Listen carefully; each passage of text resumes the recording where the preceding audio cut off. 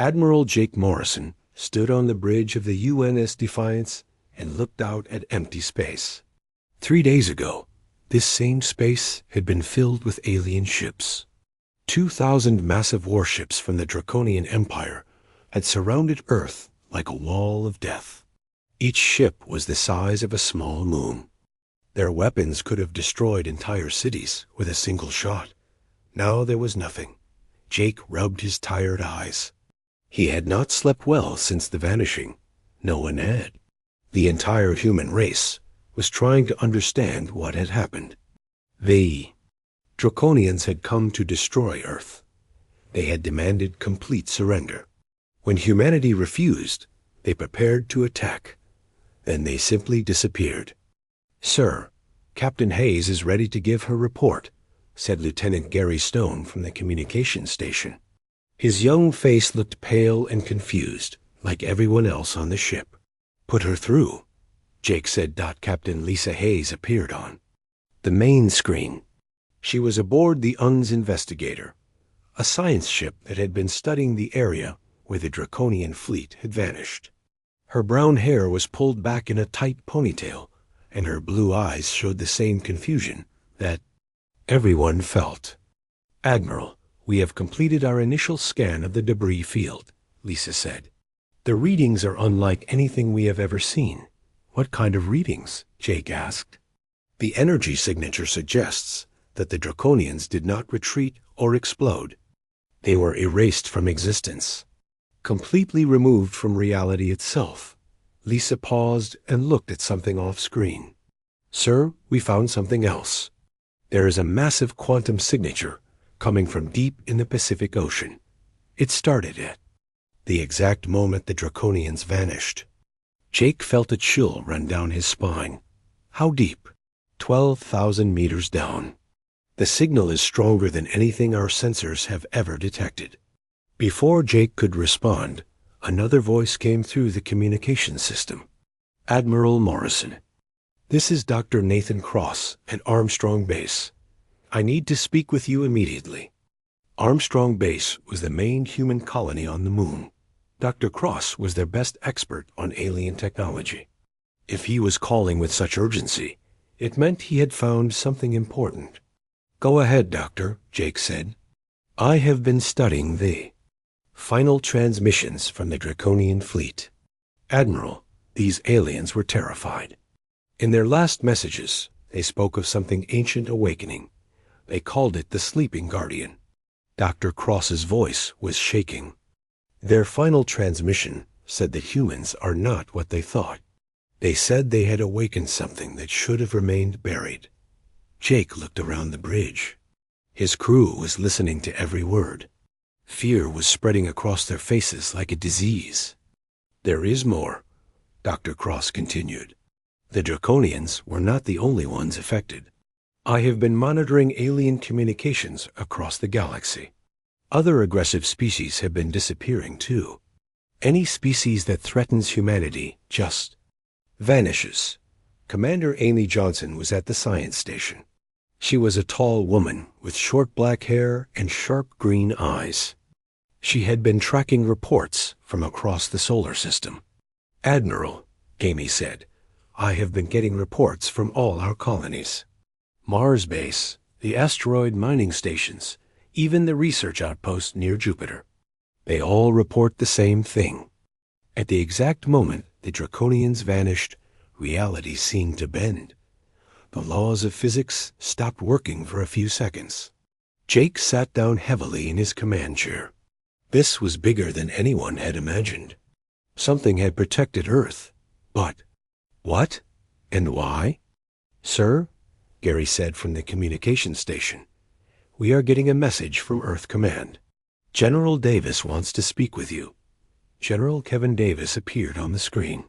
He was an older man with gray hair and tired eyes. He had been awake for 3 days straight, just like everyone else. "Jake, we have a problem," the general said. "The whole world is in chaos. People are having strange dreams. They dream of underwater cities and voices speaking in languages that are older than human civilization. Scientists are reporting that the ocean floor is showing new activity. Something down there is waking up. Jake felt his stomach drop. What kind of activity? Seismic readings unlike anything we have seen. The patterns suggest artificial structures. Big ones. And they are all connected to the quantum signature that Captain Hayes detected. Lisa Hayes spoke up from her ship. General, my team is ready to investigate the source of the signal. We have the deep-sea equipment needed to reach those depths. Negative, General Davis said quickly. It is too dangerous. We do not know what is down there. With respect, sir, Jake said, we need to know what protected us. The Draconians were just the beginning. If other alien species are planning to attack Earth, we need to understand our defenses. The general was quiet for a long moment. Finally, he nodded. Very well, but I want full precautions. This investigation is top priority. Jake looked out. At the empty space where the Draconian fleet had been. Somewhere deep in Earth's oceans, something ancient had awakened to protect humanity. But protection always came with a price. The question was, what would humanity have to pay? The stars looked different now. They no longer seemed like distant lights in the darkness. They seemed like eyes, watching and waiting to see what humanity would do with its mysterious new power. Jake knew that everything had changed. The galaxy would never see humanity as weak again. But he also knew that their greatest challenges were still ahead. Whatever had destroyed the Draconians was now awake, and it was waiting to see if humanity was worthy of its protection. The bridge was silent, except for the soft hum of the ship's engines. In that silence, Jake could almost hear the ocean depths calling, holding secrets that would change everything humanity thought they knew about their place in the universe. News of the Draconian defeat spread across the galaxy faster than light travel. On the distant world of Zephyr Prime, the Galactic Council held an emergency meeting. The Great Hall was filled with representatives from dozens of alien species. They had come together to discuss the impossible event that had shaken the very foundations of galactic power. Ambassador Elena Rodriguez sat at the human delegation table. She was a small woman with brown eyes and graying hair, but her voice was strong and clear. For the first time in human history, she was speaking for her species in front of the galaxy's most powerful civilizations. The Draconian Empire was the strongest military force in this sector, said High Counselor Vextar, a tall blue-skinned alien with 4 arms. No one has ever defeated them in open battle. Yet humans, the newest and weakest species in the galaxy, somehow made them vanish without a trace. Elena stood up slowly. We did not make them vanish. We are as confused as you are about what happened. Lies, shouted another alien representative. This one looked like a giant insect with clicking mandibles. Your species has unleashed something terrible. We have reports of other disappearances. The Quarth Raiders, the Plasma Cult, the Iron Fang Pirates. All gone. All vanished after threatening human worlds. Elena felt sweat on her forehead. She had not known about the other disappearances. We have no control over these events. We are investigating them just as you are. Meanwhile, in the depths of space, Captain Ryan Burke commanded the UNS Explorer. It was the first human ship to venture beyond the solar system since the vanishing. Ryan was a young man with blonde hair and blue eyes. He had volunteered for this dangerous mission because someone had to find out what was happening in the galaxy. Captain, said his science officer, Dr. Linda Park, we are approaching the former Draconian outpost on Kepler 442b. The planet should be heavily fortified. Ryan looked at the main screen. The planet below was empty of all artificial structures. Where there should have been military bases and orbital stations, there was nothing but empty space and bare rock. Run a full scan, Ryan ordered. Look for any signs of what happened here. The ship's sensors worked for several minutes. When the results came back, The crew fell silent. The readings showed the same quantum signature they had detected at Earth. Something had reached across interstellar space and erased the Draconian presence from this world too. "Captain," Dr. Park said quietly, "there are similar readings from 12 other star systems. All former Draconian territories. All completely empty now." Back on Earth, Dr. Patricia Green was working in her laboratory. She was a xenobiologist, someone who studied alien life forms. The military had brought her pieces of Draconian technology that had been left behind after the vanishing. She was trying to understand what had frightened the aliens so much. Patricia was a tall woman with red hair and green eyes. She had spent years studying alien cultures and languages. Now she was looking at Draconian computer files that had been recovered from their abandoned equipment. "Computer, translate the next file," she said. The alien text appeared on her screen in English. It was a historical record from the Draconian archives. As she read, Patricia felt her blood grow cold. The file spoke of an ancient war that had happened millions of years ago. A species called the Gardeners had seeded worlds with life throughout the galaxy. They had been peaceful, but they had also been incredibly powerful. When other species tried to destroy their work, the Gardeners had fought back with weapons that could reshape reality itself. The Gardeners retreated to watch from the shadows, the file said. They left behind guardians to protect their greatest creations. These guardians sleep until awakened by threat. When they wake, they judge. Those found wanting are removed from existence. Patricia saved the file and called Admiral Morrison immediately. "Jake, you need to see this. The Draconians knew about whatever protected us. They have records going back millions of years." On the bridge of the UNS Defiance, Jake listened to Patricia's report with growing concern. If the Draconians had known about the Guardians, why had they attacked Earth anyway? "There is more," Patricia continued. "The last entry in their files is from 3 days ago. It says that the sleeping Guardians cannot be reasoned with or negotiated with. They protect life according to their own judgment. The Draconians believed that humans had somehow become the Guardians' chosen species." Jake felt a chill. Chosen. For what? The file does not say. But Jake, there is something else. The Draconians were not the only ones who knew about the Guardians. Other species have similar legends. They call them different names, but the stories are the same. Ancient protectors who judge species based on their actions. Meanwhile, on Earth, General Kevin Davis was meeting with world leaders in an emergency session. The President of the United States, Maria Rodriguez, was there along with other heads of state. They had gathered to discuss the strange phenomena that were occurring worldwide. "The reports are coming in from everywhere," General Davis said. "People are having dreams about underwater cities. Some are claiming to hear voices in their heads, speaking in unknown languages.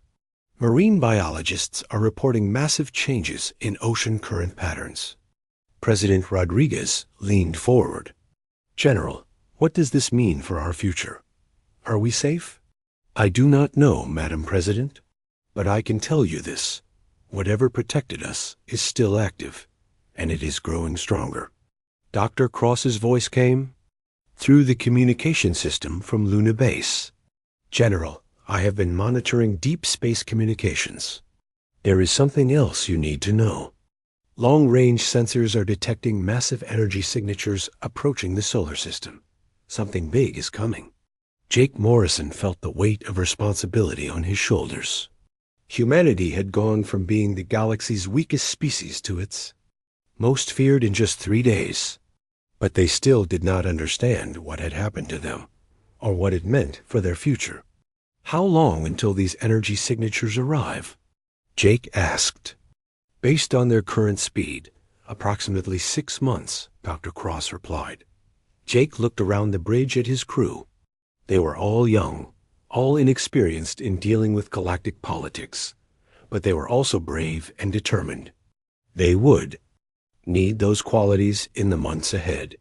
All right, people, Jake said. We had 6 months to figure out what is happening to us and what we need to do about it. Captain Hayes, continue your deep-sea investigation. Dr. Green, keep studying those draconian files. Dr. Cross, monitor those approaching signals. As the crew went to work, Jake stared out at the stars. Somewhere out there, the galaxy was watching humanity with new eyes. Some species would fear them. Others would want to use them. But all would remember that humans were no longer the weak newcomers they had once been. The question was, what would humanity do with this new power? And what price would they have to pay for the protection they had received? The stars held no answers, only more questions. But Jake knew that humanity would face whatever came next together, just as they always had. Dr. Samantha Wells sat in the cramped cabin of the deep sea, submarine Neptune's Eye. She was a marine biologist who had spent her life studying the ocean's mysteries. Now she was about to discover the biggest mystery of all. The submarine was diving toward the source of the quantum signature in the Pacific Ocean, 12,000 meters below the surface. Depth 11,000 meters and descending, reported the pilot, Lieutenant Carlos Martinez. He was a young man with dark hair and steady hands. He had volunteered for this mission, even though everyone knew it was dangerous. Samantha pressed her face against the porthole. The ocean outside was completely black. No sunlight had ever reached these depths. But as they descended further, she began to see something impossible. There was light down there, a soft blue glow that seemed to pulse like a heartbeat. "Are you seeing this?" she asked her research partner, Dr. Frank Cooper. He was an older man with white hair and thick glasses. He had been studying underwater geology for 30 years, but he had never seen anything like what was appearing on their sensors. "The sonar is picking up massive structures," Frank said, his voice filled with wonder. "They are arranged in geometric patterns, perfect circles and triangles covering the entire ocean floor." As they descended the last 1,000 meters, the structures became visible through the porthole. Samantha gasped. The ocean floor was covered with buildings that could not possibly exist. They were made of some kind of crystal that glowed with its own inner light. The architecture was beautiful, but alien, with curves and angles that hurt to look at directly. "These structures are older than human civilization," Frank whispered. "The rock formations around them suggest they have been here for millions of years." Meanwhile, on the edge of the solar system, Commander Tyler Scott was monitoring the automated probe network. He was aboard the observation station watchtower, a small facility that tracked objects entering human space. His job was usually boring, but today it was terrifying. "Sir," called Ensign Mary Johnson from the sensor station, "we have multiple contacts approaching from outside the system." "They are huge." Tyler looked at the main display. The contacts were still too far away to get clear images, but the energy signatures were enormous. Each ship was easily 10 times larger than the biggest Draconian vessel. "How many ships are we talking about?" Tyler asked. 17 confirmed contacts. Possibly more behind them. "Sir, these are not like any ships in our databases. The design is completely unknown." Tyler felt sweat on his forehead. If these were hostile forces, humanity would have no chance against them. The guardian systems that had protected them from the Draconians might not work against whatever was coming. "Send a priority message to Earth Command," Tyler ordered. "Tell them we have incoming visitors. Big ones." Back on Earth, Dr. Rachel White was working in her laboratory at the Massachusetts Institute of Technology. She was a quantum physicist who specialized in energy patterns. The military had asked her to study the quantum signatures that had appeared during the Draconian vanishing. Rachel was a young woman with black hair and brown eyes. She had earned her doctorate at age 25 and was considered one of the brightest minds in her field. But the energy patterns she was studying made no sense according to current scientific understanding.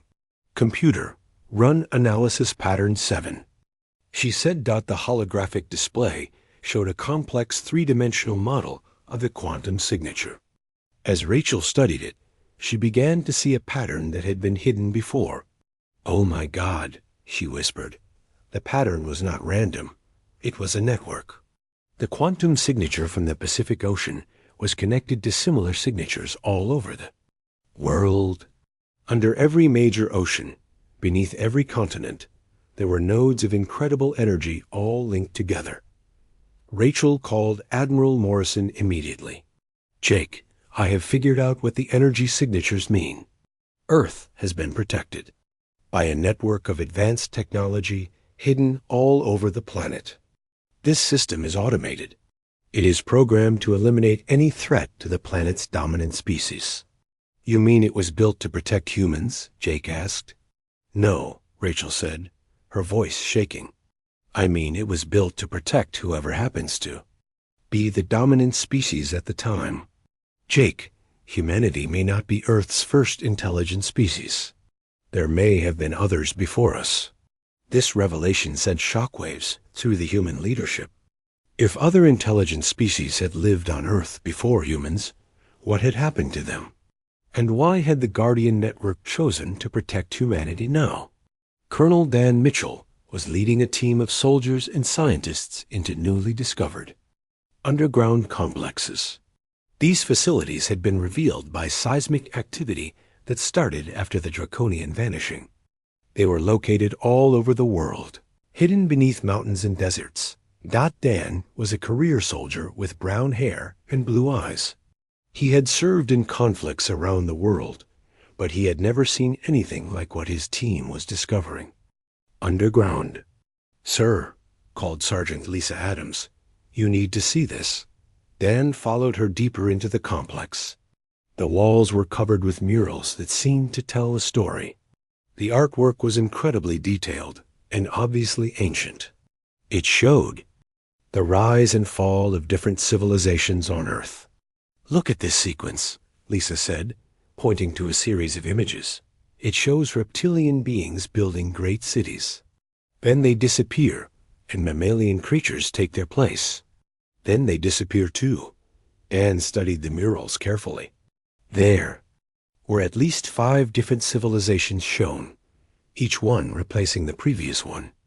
But in every image, there was one constant, a representation of guardian figures watching over the world. "Sergeant, take detailed photographs of everything. We need to document all of this." As Dan's team explored deeper, they found rooms filled with technology that was far beyond human understanding. Machines that seemed to be made of living metal. Computers that responded to thoughts instead of commands. Weapons that could manipulate the fabric of reality itself. But the most disturbing discovery was in the deepest chamber. There, they found preserved specimens of the previous civilizations. Each species had been more advanced than the last, but all had eventually disappeared. "Sir," Lisa said quietly, "do you think the same thing will happen to us?" Dan looked at the preserved remains of beings that had once ruled the Earth. "I do not know, but I think we are about to find out." Back in the deep ocean, Samantha Wells was documenting the underwater structures when something incredible happened. The buildings began to respond to their presence. Lights flickered on in sequence, creating patterns that seemed almost like communication. "Frank, are you recording this?" Samantha asked. "Yes, but I do not understand what we are seeing. It is like the structures are waking up." As if responding to his words, one of the largest buildings began to open. Massive doors that had been sealed for millions of years slowly moved apart. From within came a sound that traveled through the water to their submarine. It was not quite music and not quite language, but somehow Samantha understood its meaning. Welcome. The structures were welcoming them. After millions of years of waiting, The Guardians were finally ready to make contact with Earth's current dominant species. "Carlos, surface the submarine," Samantha ordered. "We need to report this immediately." As the Neptune's eye began its ascent, Samantha looked back at the glowing structures below. Whatever was down there had been waiting for humanity to find it. The question was, were humans ready for what they were about to discover? The ocean depths held secrets that would change everything humanity thought they knew about their world and their place in the universe. And somewhere in the darkness above, 17 massive ships continued their approach toward Earth, carrying visitors who had been waiting millions of years for this moment. Professor Helen Carter had been working day and night to translate the ancient texts found in the underwater ruins. She was a linguist who specialized in dead languages, but these symbols were unlike anything she had ever seen. They seemed to change meaning depending on how she looked at them. Helen was a middle-aged woman with gray hair and tired eyes. She had spent the last week sleeping only a few hours each night, driven by the urgency of understanding what the texts revealed. Finally, she had made a breakthrough. "Admiral Morrison, I have translated the key passages," she said over the communication link. "The truth is more incredible than we imagined." Jake Morrison was on the bridge of the UNS Defiance, coordinating the response to the approaching alien fleet. The 17 massive ships were still 6 weeks away, but they were clearly heading toward Earth. "Go ahead, Professor," Jake said. "Earth is not just a planet. It is a preserve, a carefully maintained garden created by an ancient species that viewed this world as their greatest achievement. They called themselves the Gardeners, and they seeded Earth with life millions of years ago." Helen paused to take a breath. But here's the important part. Humanity was not the first intelligent species to evolve here. There have been at least 5 previous civilizations. Each one reached a certain level of development, and then ... vanished. "Vanished how?" Jake asked. "The texts are unclear about that, but they suggest that the Gardeners have been watching from the shadows, waiting for a species to prove itself worthy of Earth's protection.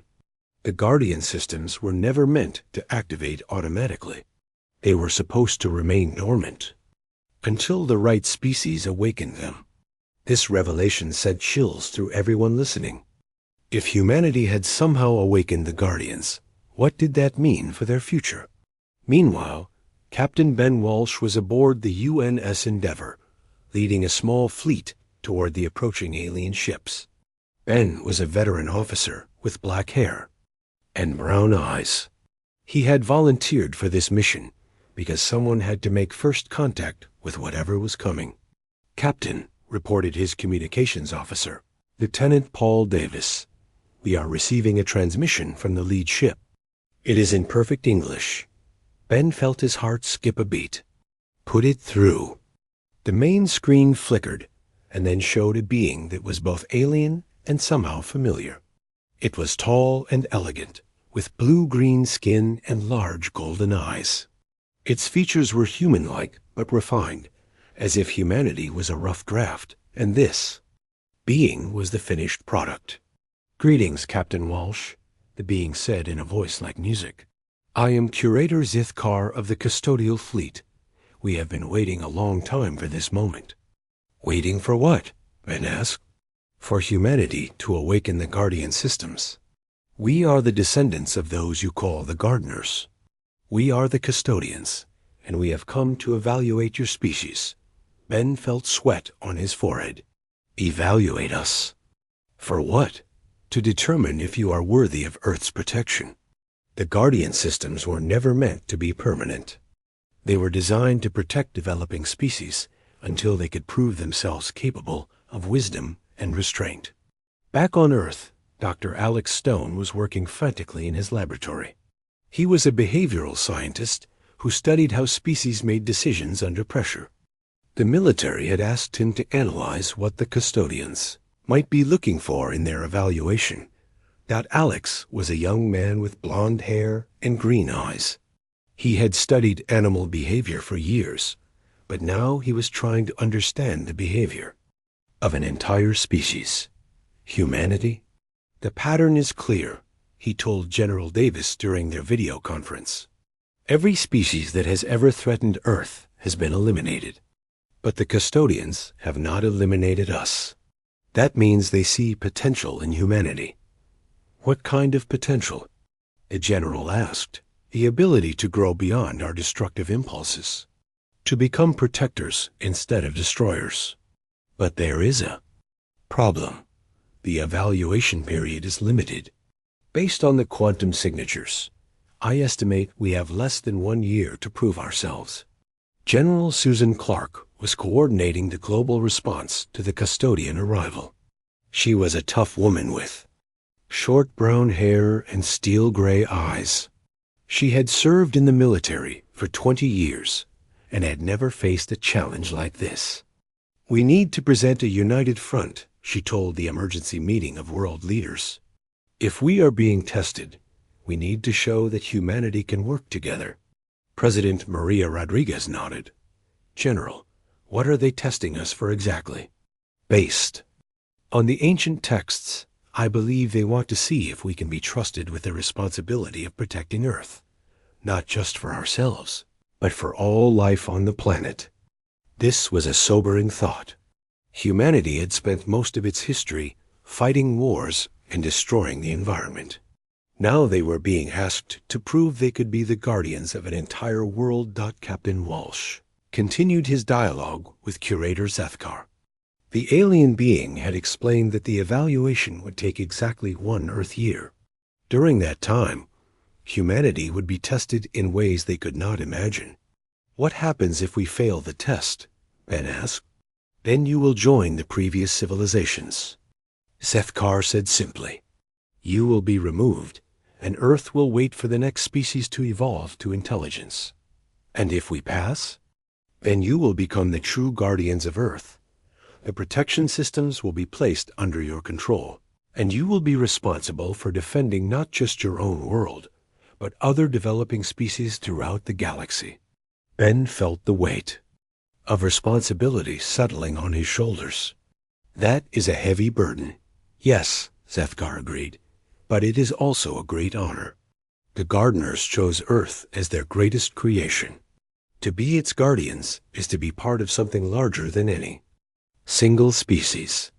The conversation was interrupted by an urgent message from Admiral Morrison. Captain Walsh, we have a situation. Long-range sensors are detecting a distress signal from the Kepler 438 system. A developing species there is under attack by the Vorthan Empire. Zethkar's golden eyes brightened with interest. Ah, the first test begins. Captain Walsh, how will humanity respond to this threat? Ben looked at his crew. They were all young and inexperienced, but they were also brave and determined. We will help them, of course, even though they are not human, even though helping them might put your own species at risk. Yes, Ben said without hesitation. It is the right thing to do. Zethkar nodded approvingly. Then the evaluation begins. You will be given access to Guardian technology for this mission. But remember, how you use this power will determine humanity's future. Back on Earth, the leaders of the world gathered in an emergency session.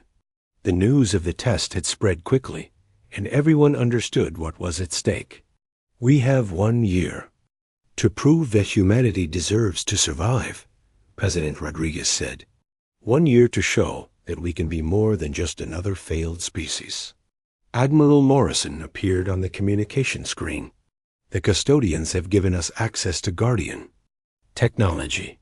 It is beyond anything we have ever seen. But they have also made it clear that this is not a gift. It is a tool for evaluation. Dr. Stone had been analyzing the psychological aspects of the test. The custodians are not just testing our military capabilities. They are testing our moral character, our ability to make the right choices, even when it is difficult. General Clark stood up. Then we had better make sure we pass. The survival of our species depends on it. As the meeting ended, people around the world looked up at the stars with new understanding. Humanity was no longer alone in the universe. They were part of something bigger, something that had been waiting for them to prove themselves worthy. The test had begun, and failure was not an option. Somewhere in the Kepler 438 system, an alien species was crying out for help. How humanity responded would determine not just their fate, but the fate of Earth itself. The stars were watching and waiting to see what humanity would choose to become. Ambassador Carl Jung stepped aboard the massive custodian vessel for the final negotiation. It had been 11 months since the evaluation began, and humanity had faced test after test. Now the time for judgment had come. Carl was a tall man, with silver hair and kind eyes. He had spent his career as a diplomat, but nothing had prepared him for negotiating the future of the human species. The custodian ship was beautiful beyond description, with walls that seemed to be made of living crystal and corridors that glowed with soft, warm light. Curator Zethkar was waiting for him in a chamber that looked like a garden. Plants from 1,000 different worlds grew in perfect harmony around them. The air smelled of flowers and rain. Ambassador Jung, Zethkar said, your species has completed the evaluation period. We have observed your actions carefully. Carl felt his heart beating fast. What is your judgment? Humanity has shown remarkable growth. In 11 months, you have saved 14 different species from destruction. You have protected worlds that had nothing to offer you in return. You have chosen compassion over conquest, wisdom over warfare. Carl allowed himself a small smile. Then we have passed? Yes, Zethkar said. But passing the test is only the beginning. Now you must accept the responsibility that comes with Earth's protection. The custodian explained the terms. Earth would remain under the protection of the Guardian systems, but humanity would become the active guardians of the galaxy. They would be responsible for protecting developing species and maintaining the balance of life throughout the stars. It is a heavy burden, Carl said. Yes, but it is also a great honor. The gardeners chose Earth as their greatest creation because they saw its potential. Now that potential will be realized through humanity. Meanwhile, Dr. Jennifer Messon was working in the integration facility, deep beneath the Pacific Ocean. She was a brilliant engineer who had been chosen to help merge human technology with the Guardian systems. It was the most complex project in human history. Jennifer was a young woman with red hair and bright blue eyes. She had always been fascinated by advanced technology, but the Guardian systems were beyond anything she had ever imagined. They seemed to be alive, responding to thoughts and emotions as much as to commands. The integration is complete, she reported to Admiral Morrison. Human and Guardian technology are now fully merged. But Jake, there is something you need to understand. These systems do not just respond to orders. They evaluate the moral implications of every action. What does that mean? Jake asked. It means that the weapons cannot be used for conquest or revenge. They will only function when used to protect life. The Guardians built safeguards into every system to prevent them from being misused. This was both reassuring and challenging. Humanity now had access to incredible power, but they could only use it for good. It was a fitting test for a species that had just proven its worth. Captain Steve Johnson was leading the first human custodian joint mission. They were responding to a distress call from a developing species in the Tau Ceti system. The Kroner Empire had invaded their world and was enslaving the sea population. Steve was a young officer with brown hair and green eyes. He had been chosen for this mission because of his quick thinking and strong moral compass. The Un's Guardian, his ship, was the first vessel to combine human and Guardian technology. Captain, reported his science officer, Lieutenant Amy Chun, we are approaching the Tau Ceti system. The Kroner fleet is in orbit around the fourth planet. Steve looked at the tactical display. The Kroner had 50 warships surrounding the planet. In the past, humanity would have been hopelessly outnumbered. But now they had Guardian technology. Remember, Steve said to his crew, we are not here to destroy the Kroner. We are here to protect the innocent. The Guardian systems will not allow us to use excessive force. The battle was unlike anything in human history. The Guardian weapons did not destroy the Kroner ships. Instead, they disabled them, leaving the crews alive but unable to fight. When the Kroner tried to fire on the planet below, their weapons simply stopped working. This is impossible, transmitted the Kroner commander. Our weapons are malfunctioning. No, Steve replied. Your weapons are working perfectly. They are just refusing to harm innocent life. This is your choice. Leave this system peacefully or remain here powerless. The Kroner fleet retreated, confused and defeated. The developing species on the planet below was safe, and no one had been killed. It was a perfect example of the Guardian. Philosophy. Protection without destruction. Back on Earth, President Maria Rodriguez was addressing the United Nations. Representatives from every nation had gathered to hear about humanity's new role in the galaxy. My fellow humans, she began, we stand at a crossroads in our history.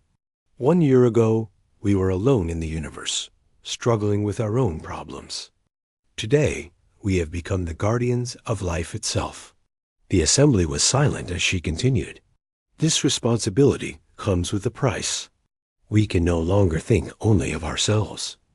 Every decision we make affects not just our world, but countless other worlds throughout the galaxy. She paused and looked around the room. Some of you may ask why we should accept this burden. Why should humanity protect species we have never met? The answer is simple, because it is who we choose to be. The speech was broadcast around the world. In every city, people stopped what they were doing to listen. Children looked up at their parents with wonder. Adults felt a new sense of purpose filling their hearts. Dr. Mason's voice came through the communication system from the integration facility. Madam President, the final systems are now online. The Guardian network is fully under human control. Thank you, Dr. Mason, the President replied. How does it feel to hold such power? Humbling, Jennifer answered honestly. The systems respond to our intentions as much as our commands. They will not work for someone who wants to use them for selfish purposes. It is like they can see into our souls. Admiral Morrison was on the bridge of the newly redesigned UN's Defiance. The ship now combined human ingenuity with Guardian technology in ways that seemed almost magical. The walls were alive with flowing energy patterns, and the computers responded to thoughts as well as voice commands. Admiral, reported Captain Hayes from our science vessel, we are detecting new quantum signatures throughout the solar system. The Guardian network is expanding. Jake looked at the tactical display. New nodes of energy were appearing on Mars, on the moons of Jupiter, even in the asteroid belt. The Guardian systems were adapting to protect humanity's growing presence in space. It appears the Guardians approve of our expansion, Jake said with a smile. Meanwhile, Curator Zethkar was preparing to leave Earth with the custodian fleet. Their evaluation was complete, and humanity had proven itself worthy of the Guardians. Trust, but before departing, he had one final message for the human leaders. Admiral Morrison, he said through the communication link, the custodians are leaving now, but we will be watching from afar. Remember that power without wisdom is destruction. Use your new abilities carefully. We will, Jake promised. Thank you for giving us this chance. You earned it, Zethkar replied. The galaxy is full of species that need protection. Some are just beginning to develop intelligence. Others are under threat from aggressive empires. All of them are now under your care. The massive custodian ships began to move away from Earth. their hulls shimmering as they prepared to jump to faster-than-light travel. In moments, they were gone, leaving humanity alone with their new responsibilities. Captain Johnson returned from the successful mission in the Tau Ceti system. The developing species there had sent messages of gratitude to Earth. They called humans the gentle guardians and promised to remember their kindness forever. How does it feel to be a hero? Asked his friend Lieutenant Sean. Steve thought about it carefully. It feels like the beginning of something bigger than myself, bigger than all of us. Dr. Stone published his final report on the evaluation period. His analysis showed that humanity had changed dramatically during the year of testing. Crime rates had dropped worldwide. International conflicts had decreased. People were working together in ways they never had before. It is as if becoming Guardians of the Galaxy has made us better guardians of our own world. He wrote. The final scene took place 6 months later. Admiral Morrison stood on the observation deck of the UNS Protector, the newest and most advanced ship in the human fleet. Through the transparent walls, he could see Earth in all its blue and green beauty. Behind Earth, the other worlds of the solar system were busy with human activity. Mars now had 3 major cities. The asteroid belt was filled with mining stations. Even the moons of Saturn were being explored and settled. But ahead of the ship lay something even more important, empty space that led to the stars. Somewhere out there, species were evolving, growing, learning. Some would face threats they could not handle alone. When that happened, humanity would be there to help. Admiral, reported the communications officer, we are receiving a distress signal from the Alpha Centauri system. A developing species there is under attack by raiders. Jake smiled. It was the same smile he had worn when facing the Draconian fleet over a year ago. But now it was not the smile of someone facing impossible odds. It was the smile of someone who had found his purpose. Set course,